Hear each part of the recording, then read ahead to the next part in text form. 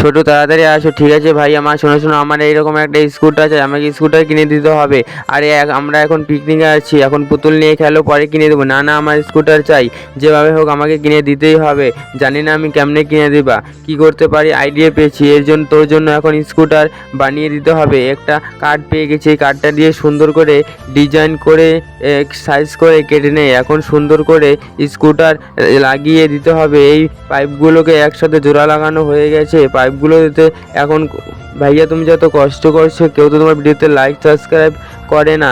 আরে ছোট, চিন্তা করো না, সবাই লাইক করে চ্যানেলটা সাবস্ক্রাইব করে দিবে। দেখতে পাচ্ছ এখন সাইজ করা হয়ে গেছে। তো বন্ধুরা, আমি এখন পাইপগুলোকে সুন্দরভাবে লাগিয়ে দিলাম, হলুদ রঙের কালার করে দিলাম।